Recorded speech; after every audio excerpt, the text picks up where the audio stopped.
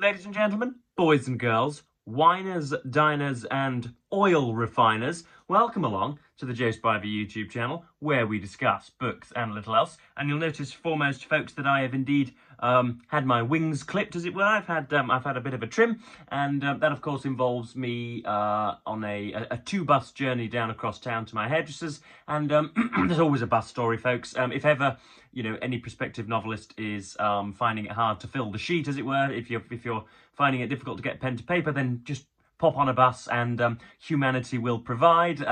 On this curious occasion, there was a lady with a parrot, and usually, or a small girl with a parrot, she's sort of maybe a mid-adolescent, something like that, 15 or 16, with her grandmother.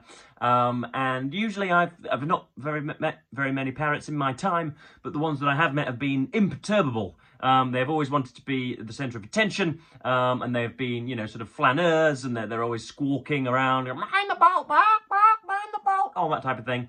But that was not the case with this parrot. This was a demure, meagre parrot that was, I think it was ill. They were taking it for blood tests. Again, you hear every single syllable of conversation on the bus. And so I thought it was worth reiterating that, yeah, a 35-year-old parrot was plonked right next to me on a seat yesterday.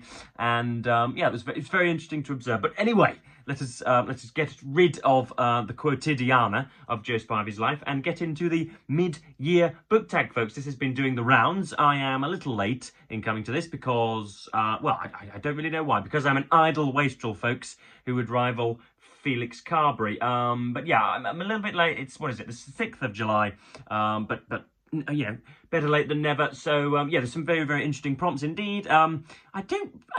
In answering these questions, in compiling my answers, I've noticed just how very seldom or how very little attention I give to the books that I've read. It's one then the other, one then the other, one then the other. I don't really go, oh yes, if you asked me for £1 million, what was the 6th book you read this year? I would not be able to tell you. What book did you read 6 books back? I would not be able to tell you. I'd be out of pocket, folks. So this was a good opportunity for me to reevaluate, to use a rather hefty and auspicious term, but just to yeah, to be honest, it's a bloody good job that I have a YouTube channel, because you know, I had to consult the channel in order to get some of the answers to these questions. So it's a good job that I record myself on a near daily basis for your delectation. But yes, let's get into this. I haven't got a huge midden of books next to me, so hopefully with my technological brilliance, I can impose some of the books onto the screen again for your visual pleasure. The first prompt is the best book that you have read so far this year. I'm not just going to give an answer, of course. I'm just going to give some justification too. And I tossed and turned in my bed. I grappled with this issue, and I think I'm going to have to go with either Jane Eyre or Daniel Deronda. I'm probably going to go with Jane Eyre, and that is because it has all of the kind of Victorian rhapsody that we are to expect from that period, all of the superannuated and long sentences, all of all of those bulky passages and paragraphs where only one notion is addressed, but the writer spends 400 or 500 words doing so. Yeah, all of the magniloquent language, all of the desire to represent setting, and you know, the amount of books in the Victorian period that would spend, as I say, 150 words describing the arch of a tree, or you know, a kind of a sun-gilt plain or whatever. That isn't done really in contemporary fiction, because we all have, or supposedly have, the attention span of you know, a young beetle or a young ferret.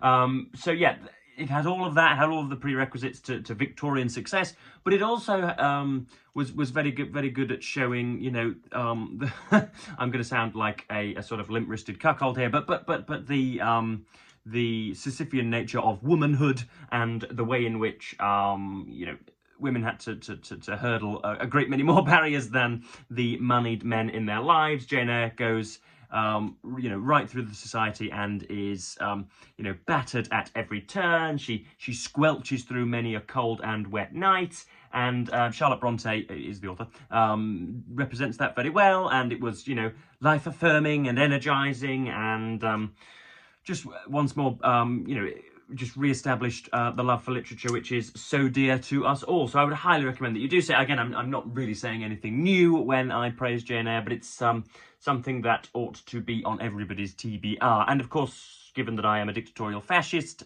whose words you must follow to the nth degree, you will of course have that on your TBR too. Question 2, the best or prompt 2, best sequel you've read so far this year. Now I don't really read series. I'm not somebody to grab hold of the most emergent popular romance or whatever, but I am indeed reading a series at the moment. I am, of course, as many of you know, reading sort of intermittently reading Anthony Trollope's Palliser novels, and the best sequel I'm going to have to say is Phineas Finn, which is the second one. The first one, Can You Forgive Her, was not political in any sense. It was a bit lovey-dovey, it was a bit Lilliputian, it was a little bit lackadaisical, but it was, jolly good nonetheless. And Trollope kind of swept all of the sawdust away, as per usual, as he does later on in his novels, and tidies everything up and brings things round to a gorgeously complete conclusion. But Phineas Finn really was the first that involved a male protagonist, which is something with which, of course, I sympathise and empathise more than I can with the female character. And yeah, it again shows an immense professional sacrifice on Phineas's part at the last minute. And yeah, really introduced us to the purple of the political class in London, which Trollope didn't really do in the first one. So it's jolly good that he kind of that he got to his desk and set to politically. So that's probably the best. It's probably the only sequel I've read so far this year. So it didn't have feisty competition in that category. Prompt 3, new release you haven't read yet but want to. Very interesting prompt indeed. And because I am an exalted book reviewer, folks, a little bit of an unprofessional book critic, shall we say, I do keep my eye on what emerges. I never used to. I used to resign myself almost solely to canonical classics, but I do, as I say, keep a track of stuff that is coming through the letterbox and the hatch. And I'm going to have to go with Knife by Salman Rushdie, which is, of course, a little bit of I think it's a rumination on the subtitle is a rumination on a meditation on an attempted murder or something. Of course, you would have had your head bedded in a pillow for about 20 years at this point, 25 years at this point. But Mr. Rushdie, Mr. Rushdie's life was sought by the regimental Islamofascism of the Ayatollah Khomeini, because he said such supposedly outrageous things about the Islamic faith in the Satanic Verses. The fundamentalists in the Middle East and towards Asia decided that his right to life should be sacrificed as a result. And I think it was on a stage in New York he got a premonition about such a horrendous attack befalling him, and indeed it did. He was stabbed in the eye. He's now lost complete use of one eye. He's walking around with a patch on, and was airlifted to hospital, and it was all obviously traumatic and terrible. And I'm not particularly astounded by anything that Rushdie's ever written. I've only read Keyshot. I know that there's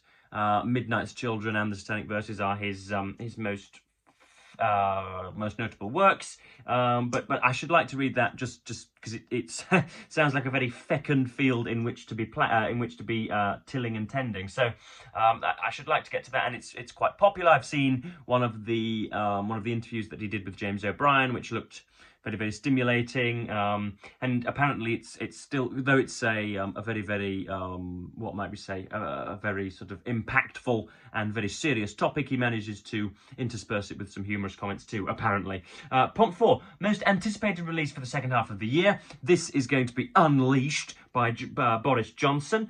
This is set to come out, I think, in early October. I've already contacted the publisher in order to procure a copy of it, and have been met with the usual obstinate industry silence, but I shall get hold of it come what may.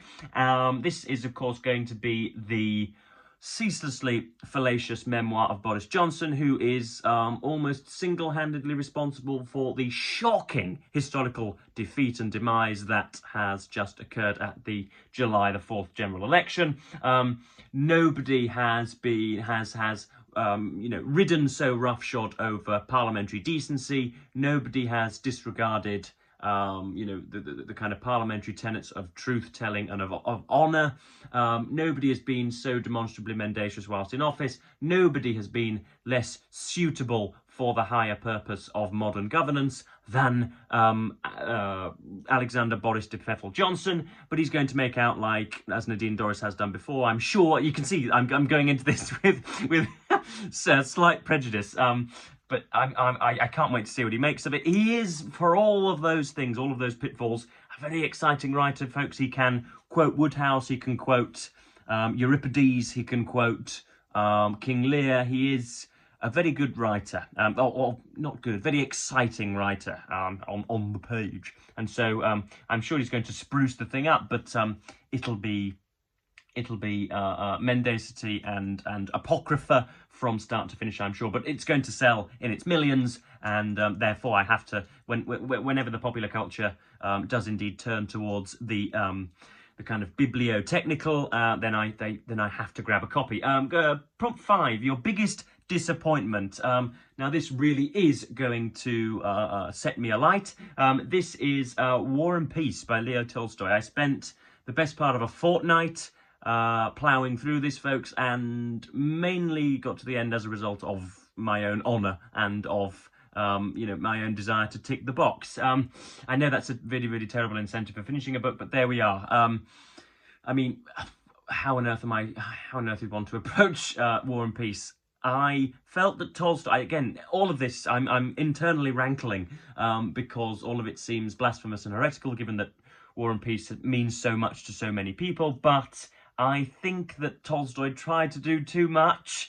I didn't empathise with a great deal of the characters or whatever. I didn't feel, I mean, obviously some excellent historiographical sections, the ones that are supposedly most dour and most bland and dull to most people were the ones that actually excited me most. I didn't get a sense of the love story. Again, I think Tolstoy's dialogue is very, very neutered and very sort of primary, if you know what I mean, quite sophomoric, quite he said this, she said that, oh hello, I love you, hi, bye, all of that.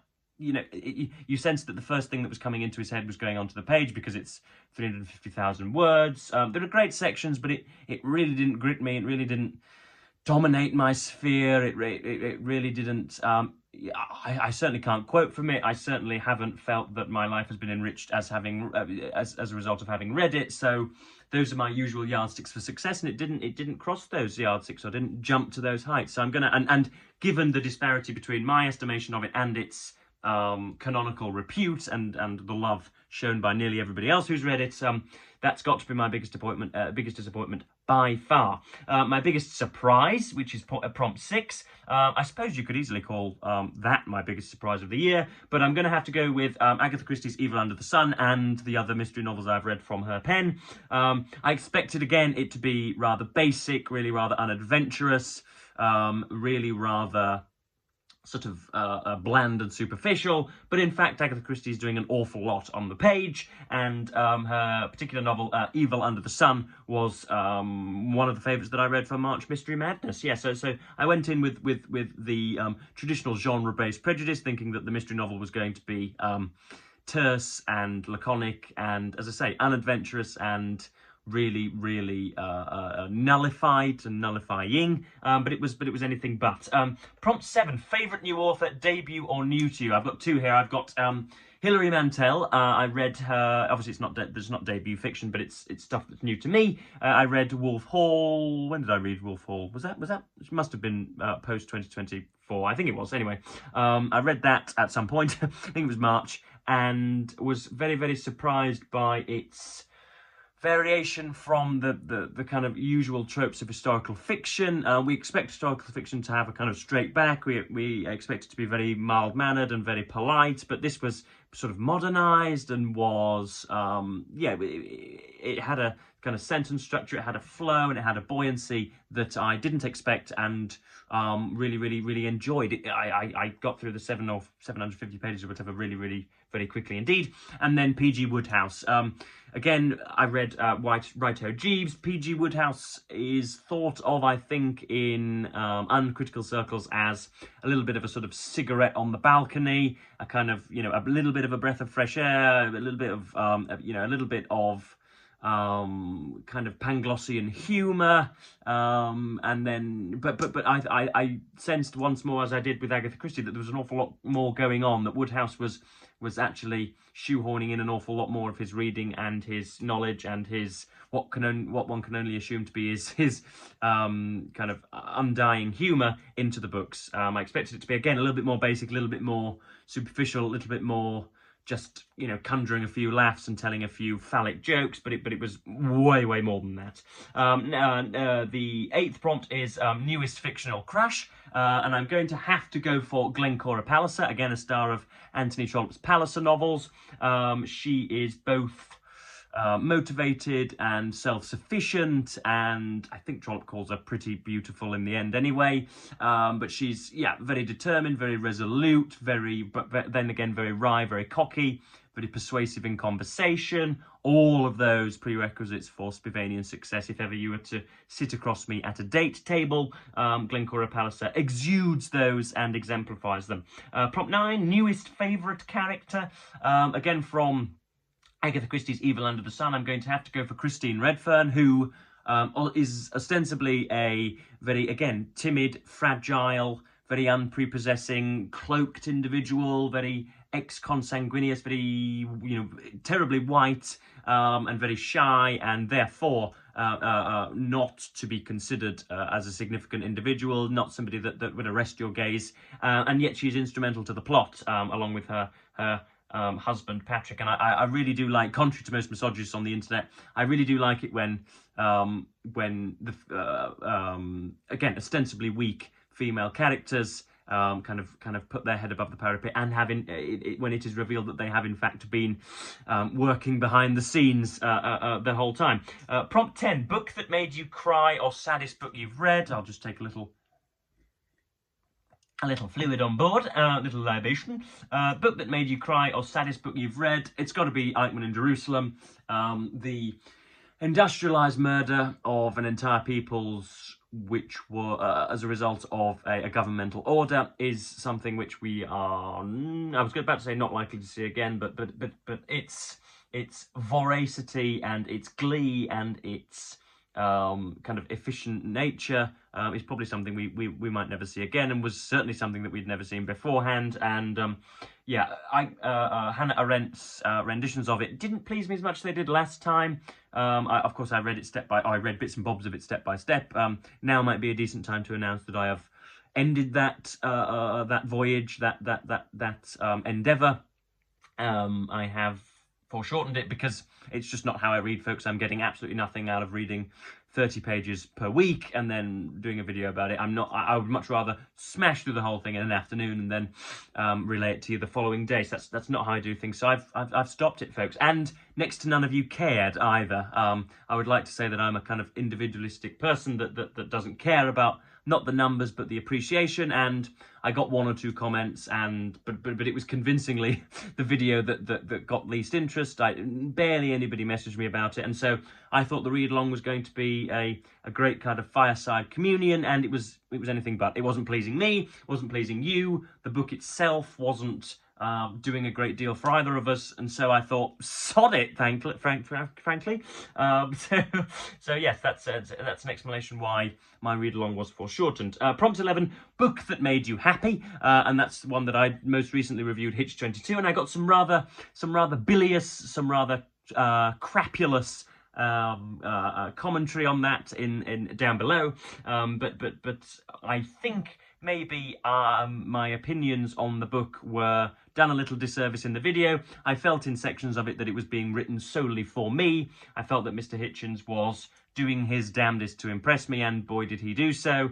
And it's all about that literary circle that was employed by the New Statesman in the early to mid 70s, about which I know an awful lot. The word games, the kind of splenetic nature of their chatter, and all of the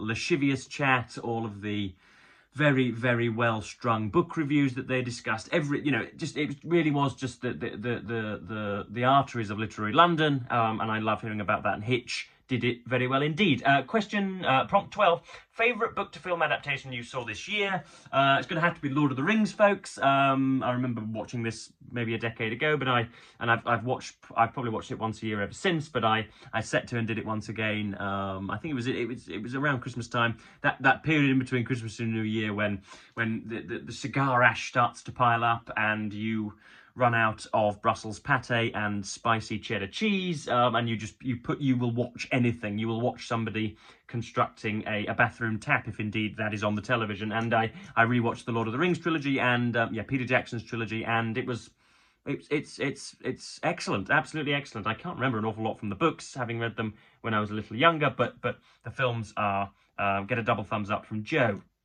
Prompt 13, favourite video you have made so far this year, and it's either going to be my parody on Popular BookTube, which was very, very viciously demonetised by YouTube because I was using, heaven forbid, copyrighted music, whose creators I hadn't contacted in order to use, and therefore it said the video will go up, but you just won't receive any, you won't receive any money from it, or it'll almost certainly be censored as a result of your using copyright music. So I think it would have been my most popular video because I've never received so many messages as a result of publishing one. It was so very fun. I found that it took me a morning to do. You'll notice that it's all cut like the popular booktubers do, or like their videos often exemplify, but the very performative excitability,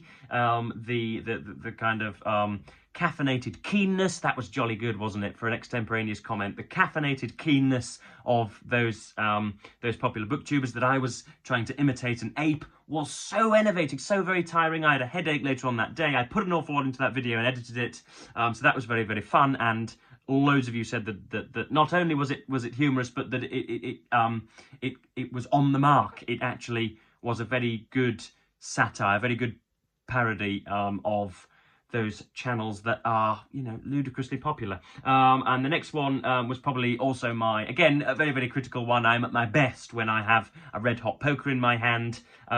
It was my deformation of Sally Rooney's horrendous cult when I reviewed Normal People. I really, really did go to town on that thing, and I think I was accused of clickbaiting in the comments, but this is, the flotsam and jetsam of public YouTube life.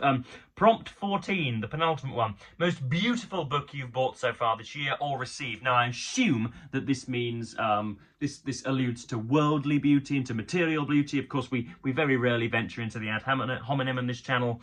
We are a little more mature than that. But my most beautiful book that I've bought will be the 2 Folio Society editions of Trollope's Palliser novels. Again, they are a hardback, which to people that annotate like crazy drunken crabs into their books is a continual blessing. So you can actually lean against something rather than sort of struggle with a paperback. So they've got a good hard backing. They're obviously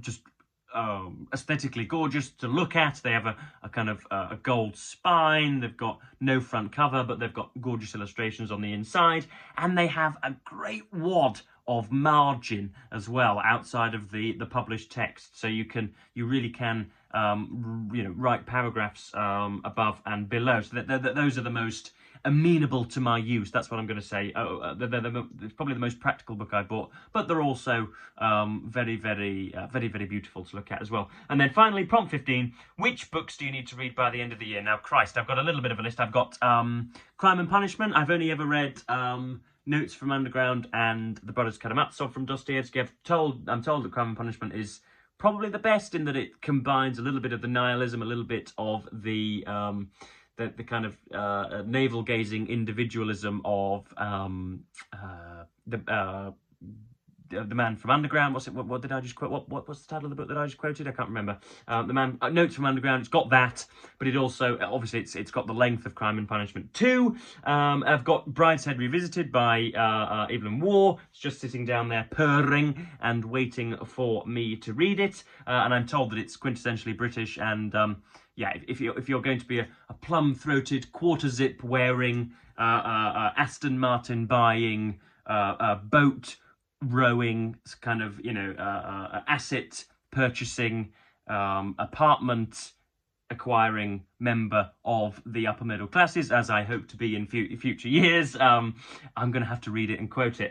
Next up, I've got Our Mutual Friend from Charles Dickens. I am trying my best to just at least find an affinity with Mr. Dickens rather than just read his books. I've never really derived. I can see why people like them, but I've never quite got the same thrill from his works as I have from his near contemporaries, Trollope, Eliot, need I go on, Conan Doyle.